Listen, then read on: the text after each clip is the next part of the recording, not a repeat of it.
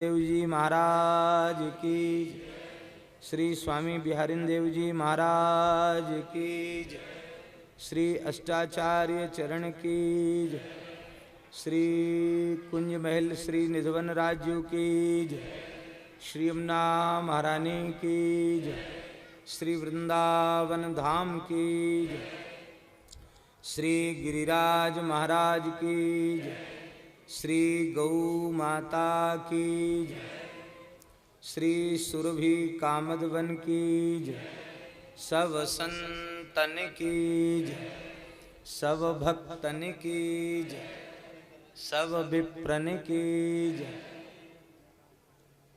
सपरिकर श्रीमद् भागवत महापुराण की, श्री वेदव्यास भगवान की, श्री सुखदेव जी महाराज की, श्री परीक्षित जी महाराज की, श्री सूत सौनकादि ऋषिन की, सब संतन की, श्री सद्गुरुदेव भगवान की जय जय श्री राधे। हरिशरणम।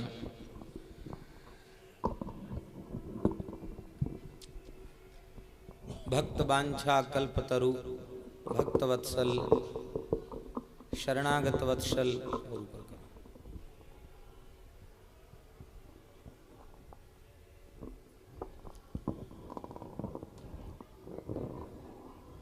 श्री निधनराज बिहारिणी बिहारी जी की महती कृपा करुणा से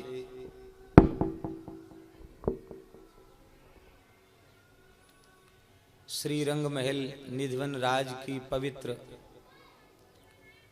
कुंज में, यहाँ की पवित्र रज में श्री बिहारी जी की प्राकट्य स्थली में श्री ललितावतार अनन्य रसिक नृपति श्री स्वामी जी की भजन स्थली में, सभी पूर्वाचार्य चरणों की भजन स्थली में हम आप सबको पुरुषोत्तम अधिक मास भाद्रपद मास में कुंज के मध्य विराजमान होकर के रसिकाचार्य चरणों की सन्निधि में सत्संग लाभ प्राप्त हो रहा है। यह अपने किसी सुकृत का फल नहीं है, यह अपने पुरुषार्थ का फल नहीं है, ये श्री स्वामी जी बिहारी जी की कृपा का फल है।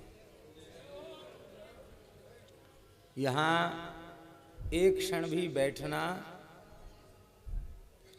अति दुर्लभ है। यहाँ जो लताओं का झाड़ियों का दर्शन हो रहा है, ये प्रकृति जगत की वस्तु नहीं है, ये सब सहचरी वृंद हैं। इसलिए जितनी देर यहाँ हम लोग विराजमान रहें, अत्यंत सावधान होकर के। हमारे यहाँ वृंदावन में तो उपासना ही लताओं की है, कुंजों की उपासना है, तो हमारे शरीर से कोई चोट न लग जाए इन्हें, एक इनकी पत्ती भी हमारे द्वारा टूट न जाए, इन्हें किंचित पीड़ा न हो जाए, इस भाव से यहाँ बैठना है।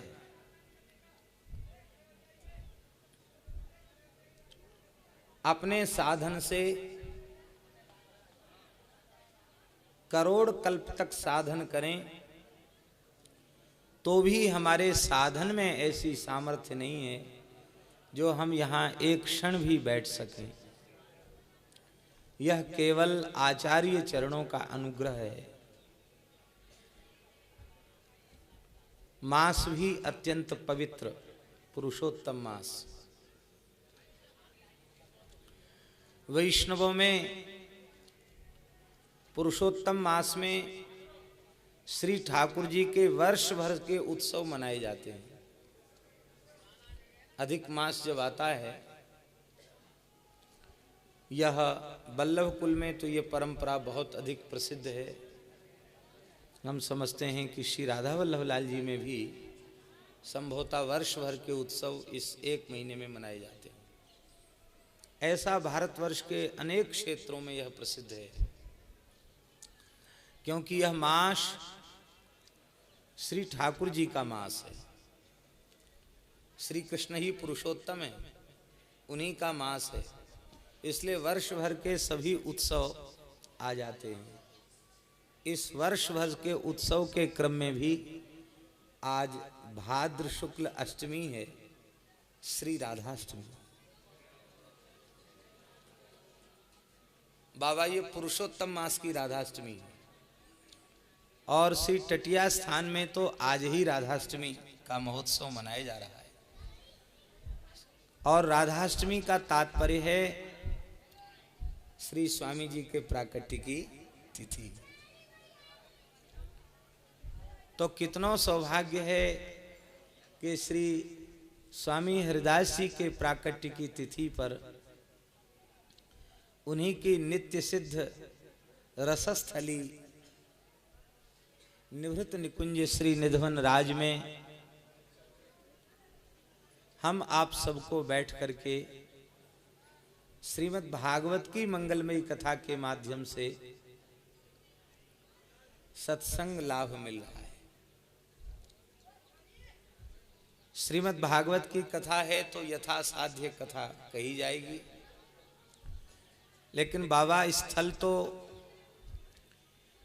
केवल यहाँ के रस के अनुरूप श्री बिहारिणी बिहारी जी की रसमयी लीलाओं का चिंतन अनुसंधान किया जाए, अष्टाचार्यों की वाणी का पाठ किया जाए एकांत कुंज में बैठ करके, स्थल तो बस यही है। स्थल की प्रेरणा तो इतनी ही है। हम यहाँ बैठकर कुछ कहने योग्य नहीं, क्योंकि न तो वैसा अंतःकरण है, ना ही वैसा भाव है, ना ही वैसी पात्रता है, किंतु श्री स्वामी जी की कृपा पर पूर्ण विश्वास है। श्री स्वामी जी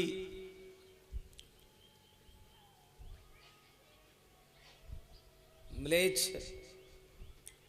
बादशाह पर भी अपनी कृपा करुणा भरी दृष्टि डाल करके उसे भी वृंदावन के श्री युगल घाट के कोने का दर्शन करा सकते हैं, उसे भी वृंदावन की नित्य निकुंज की झलक दिखा सकते हैं,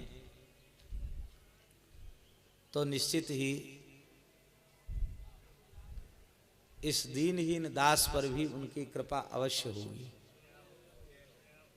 और हम सब पर उनकी कृपा होगी, इसमें किसी प्रकार का कोई संदेह नहीं है, क्योंकि आचार्य तो कृपा स्वरूप ही होते हैं।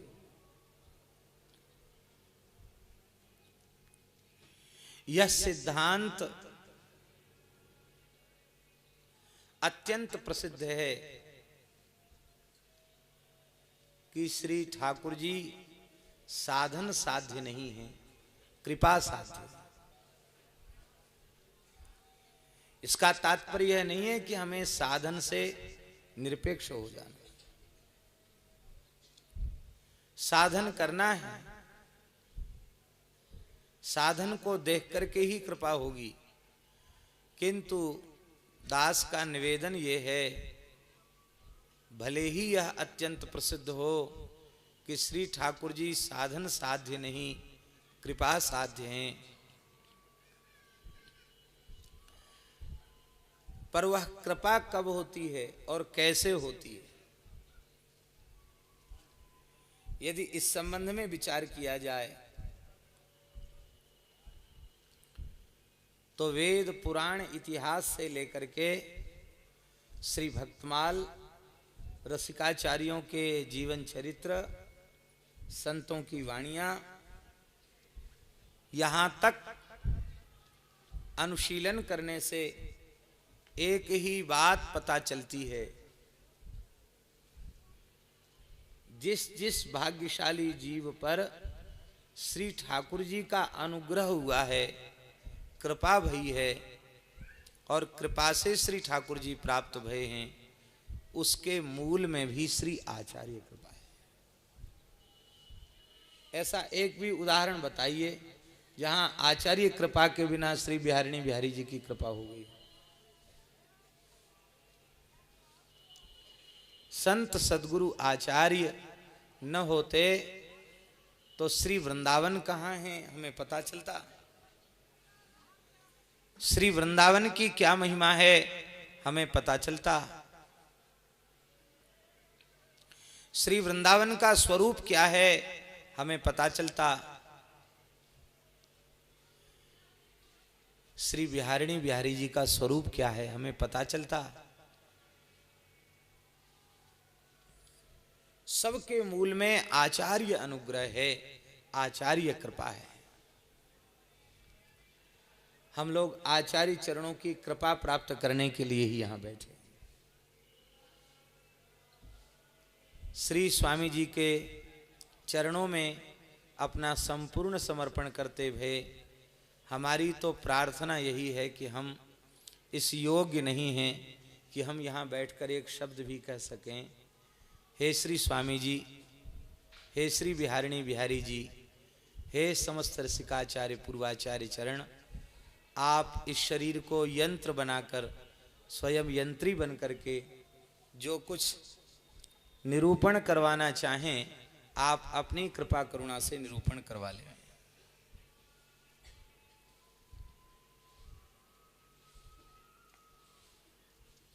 वर्षा हुई, वर्षा ऋतु तो है ही है, पर हम यह अनुभव करें कि यहाँ इस दिव्य रसमय आयोजन के पूर्व यहाँ की कुंज निकुंज और स्वामी जी इतने प्रसन्न भये कि संपूर्ण रात रस की झड़ी लगी रही, रस बरसता रहा। रस बरसत घन घोरी है, रस बरसत घन घोरी। तो घनघोर रस बरसता रहा। अब श्री स्वामी जी के चरणों में प्रार्थना है ऐसा ही रस बरसता रहे।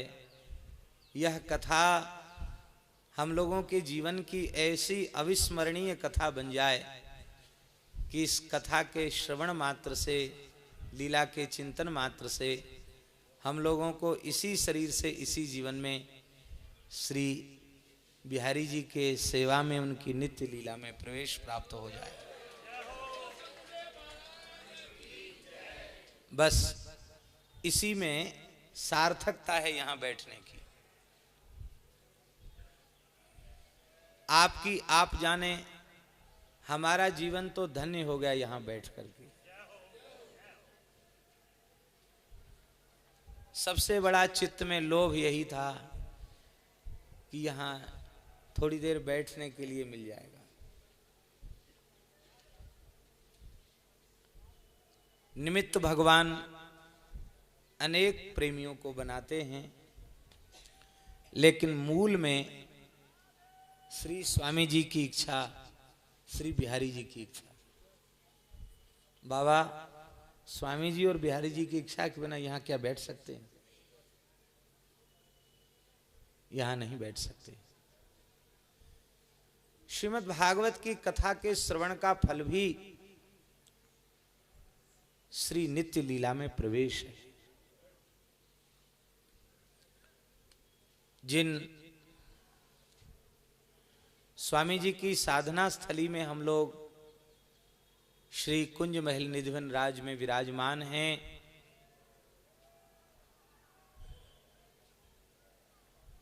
वहां जो स्वामी जी की श्रेष्ठतम नित्य विहार की जो उपासना है, उस उपासना के प्रथम सोपान पर आकर हम लोग यहां बैठे। ये उपासना का प्रथम सोपान है। श्री भगवत ऋषिक जी महाराज स्मरण कर रहे हैं। स्वामी जी की उपासना के 7 सोपान है। यही है ना बाबा। पूज्य बाबा श्री अलवेली शरण जी महाराज विराजमान हैं। ये प्रेरणा देते रहेंगे, जहाँ कहीं हमको सहारा देते रहेंगे, कृपा करते रहेंगे।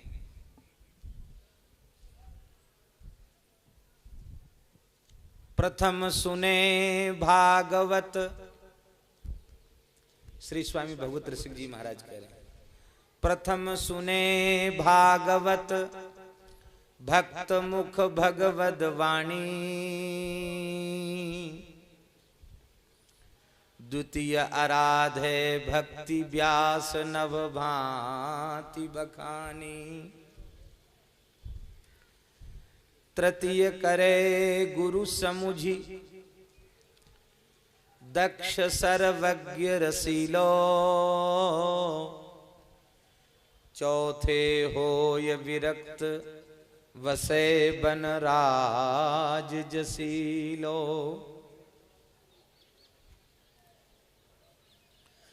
पांचे भूले देहि सुध, छठे भावना रास की, सातें पावे रीति रस श्री स्वामी हरिदास की। प्रथम सुने भागवत, सबसे पहले श्रीमद् भागवत का श्रवण करें।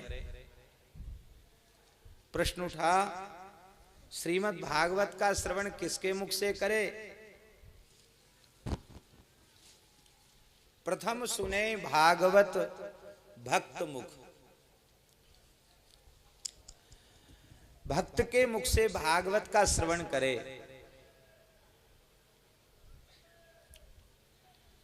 भक्त किसको कहते हैं?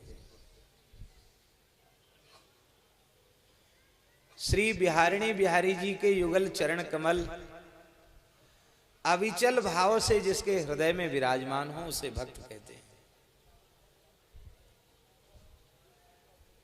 जिसके हृदय में संसार प्रविष्ट है, विषय प्रविष्ट हैं, वो बाहर से चाहे जैसा वेश बना ले, वह भक्त श्रेष्ठ भक्त नहीं माना जाएगा।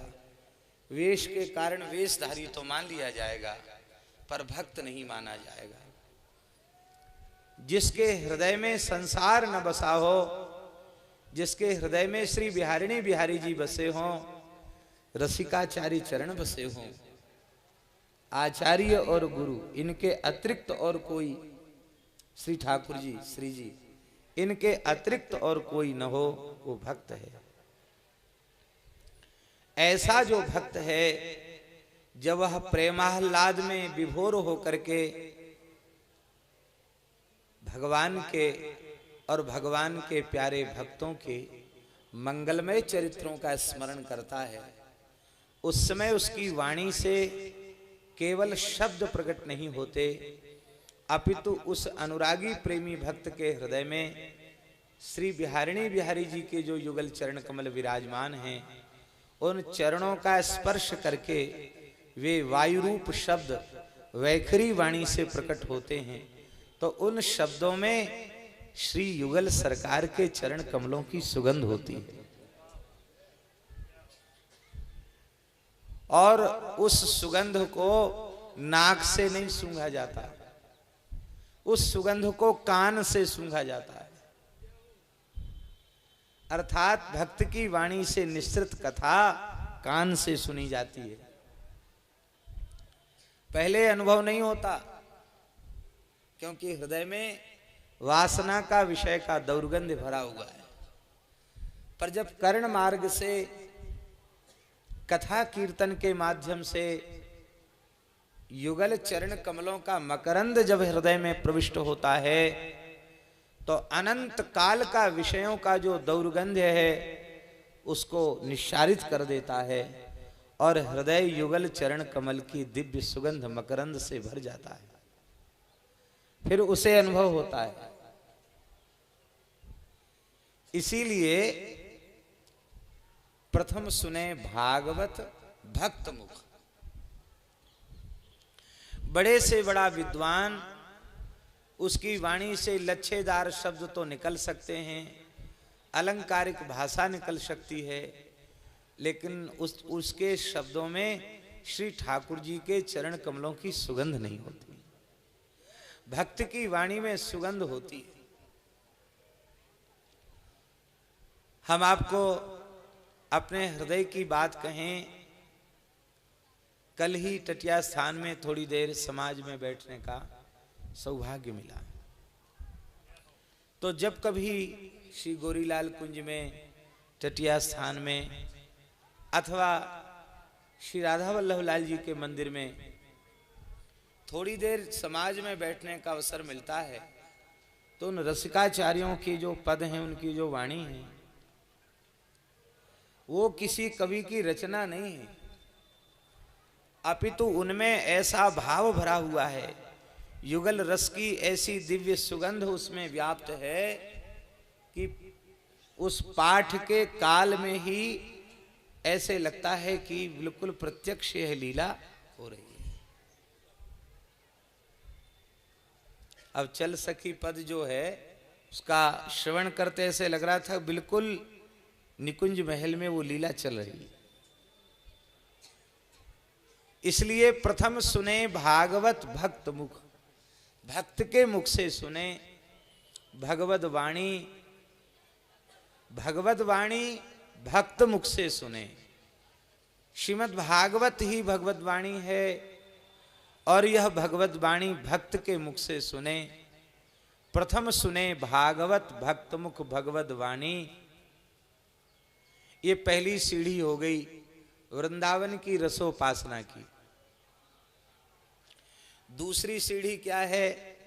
बोले श्रीमद् भागवत में परम भागवत श्री प्रहलाद जी महाराज ने जो नवधा भक्ति का उपदेश किया है, वह नवधा भक्ति का अनुष्ठान निष्ठा पूर्वक करे। ये दूसरी सीढ़ी। द्वितीय आराध है भक्ति व्यास नव भांति बखानी। इस नवधा भक्ति को ही साधन भक्ति कहा गया। बहुत ध्यान से सुने। साध्या रसरूपा प्रेम लक्षणा जो भक्ति है, वो सीधे सीधे प्राप्त नहीं होती, सहसा प्राप्त नहीं होती। साध्या रसरूपा प्रेम लक्षणा भक्ति की प्राप्ति के लिए पूर्व में साधन भक्ति का अनुष्ठान करना अनिवार्य है। और साधन भक्ति के 9 प्रकार हैं।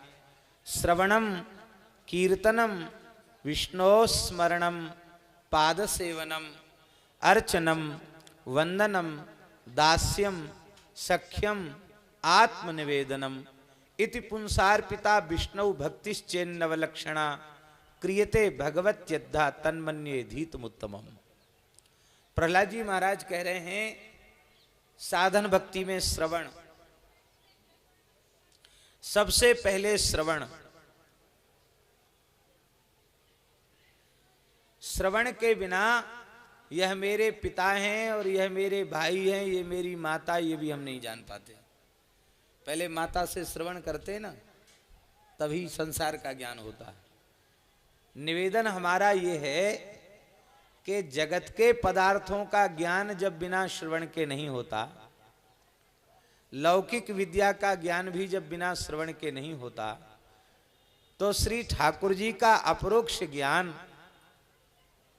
भगवत संबंधी ज्ञान क्या बिना श्रवण के संभव है?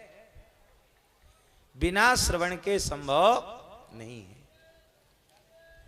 भले ही हमें श्री वृंदावन के संबंध में, श्री ठाकुर जी श्री जी के संबंध में, संतों के संबंध में मौखिक ज्ञान ही हुआ हो, लेकिन प्रश्न ये है कि वो मौखिक ज्ञान भी कैसे हुआ?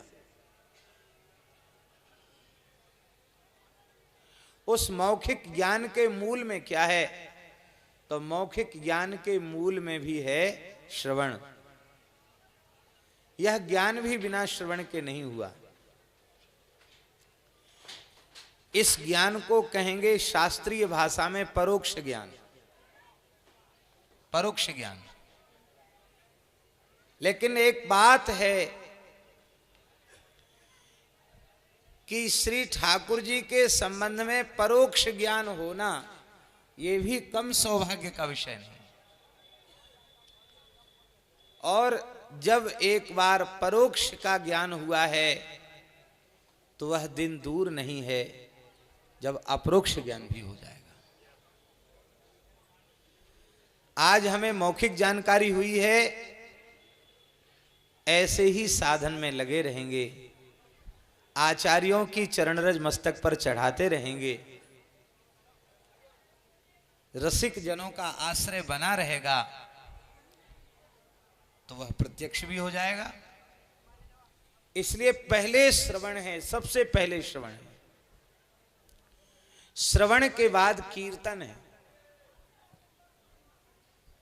श्रवण के बाद कीर्तन। कीर्तन शब्द का अर्थ है उच्चैर भाषा तु कीर्तनम,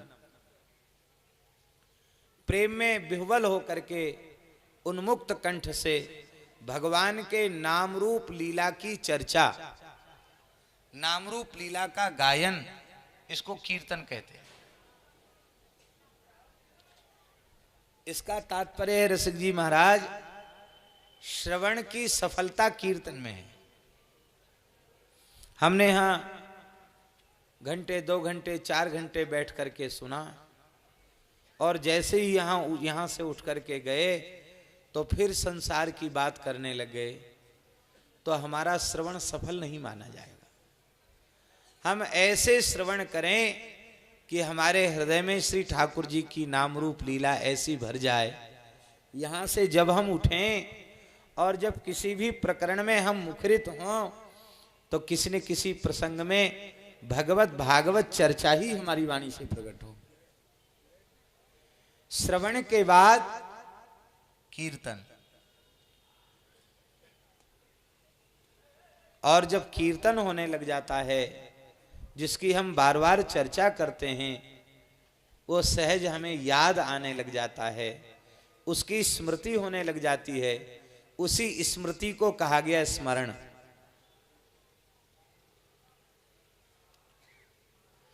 तैल धारावत अविच्छिन्न भाव से भगवान के नाम रूप गुण लीला की जो स्मृति है वही स्मरण कहा गया।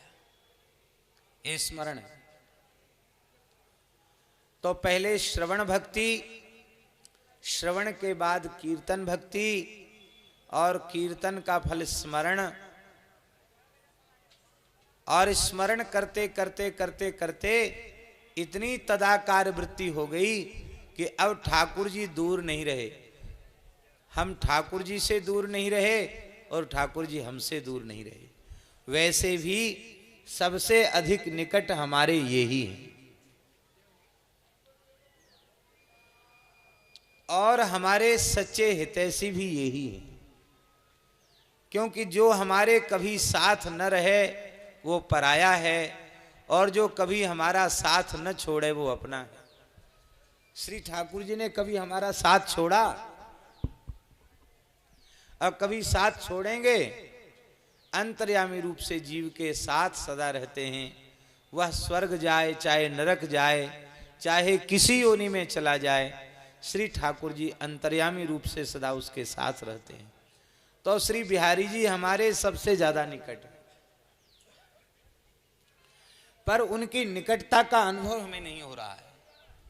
तो जब श्रवण होगा और श्रवण के बाद कीर्तन होगा और कीर्तन के बाद जब स्मरण होगा और स्मरण करते करते जब तादात्म्य भाव आवेगा तो फिर श्री ठाकुर जी सामने खड़े दिखाई पड़ेंगे। तो उसके बाद है पाद सेवन।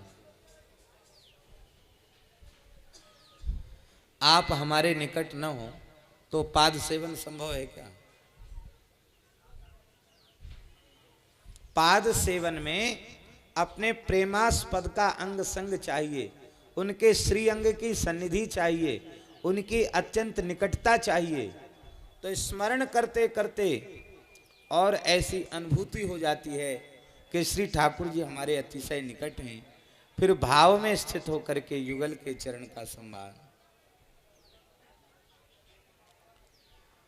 तो श्रवणम कीर्तनम विष्णु स्मरणम पाद सेवनम, और पाद सेवन के बाद अर्चन। अर्चन को ही कहते हैं अष्टयाम सेवा। अर्चन माने बाबा अष्टयाम सेवा अर्चन का ही।